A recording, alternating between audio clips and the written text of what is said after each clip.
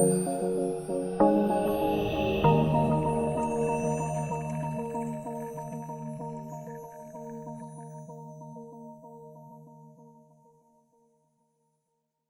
what exactly are dust mites?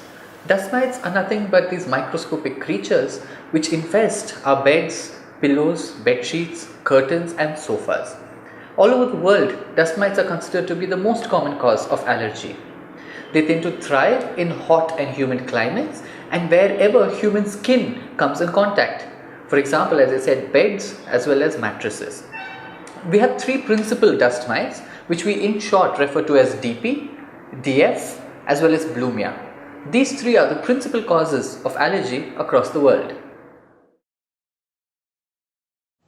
So these dust mites are predominantly found where human skin comes in contact because they tend to feed on human skin.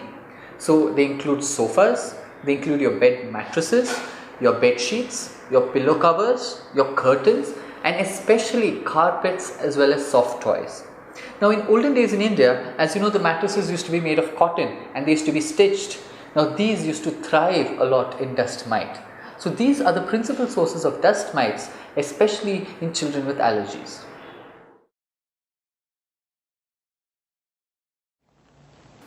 So dust mite allergy is very common. As I said, nearly 30% of people are found to be dust mite sensitized. Is there any place in the world which is dust mite free? It's almost impossible to find. Even the cleanest country like Singapore is supposed to be highly dust mite allergic. So they tend to thrive in these hot and humid climates and it's very difficult for us to eliminate them completely from our environment.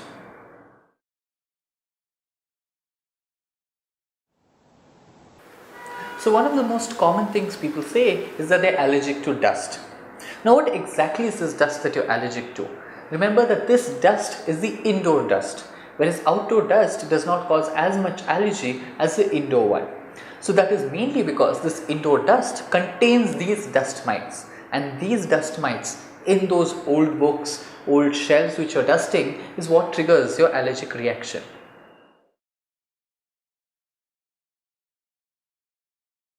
So as I mentioned, when we do the allergy skin prick test, we tend to find out whether a person is dust mite allergic and not dust allergic.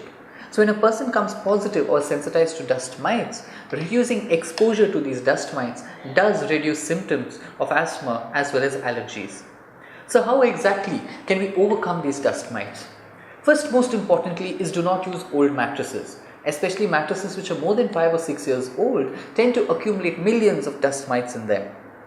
If you have a mattress which is old or relatively old, it's important for us to put them out in sunlight. That is how they used to do in India before. So putting them out in sunlight or exposing them to heat definitely reduces the concentration of the dust mite. What about the bed sheets as well as pillow covers? These need to be soaked in hot water and heat tends to destroy the dust mite. Important is to dispose carpets. If anybody in your house has any symptoms of asthma and allergy, it's not good for us to have carpets in the house. With children, soft toys need to obviously be disposed. Another important source of dust mites are heavy curtains. So in houses where we have large as well as heavy curtains, the dust mite tends to accumulate frequently. So we need to wash this more frequently. It's also important for us to start using more synthetic fabrics probably and avoiding less of cotton. In houses which are air conditioned, these air conditioners need to be cleaned very frequently. And lastly, there are few companies which are beginning to produce what we call as dust mite covers or dust mite protectors or encasing. So many of your mattresses can be encased in these dust mite covers which prevents us from coming in contact with the dust mite.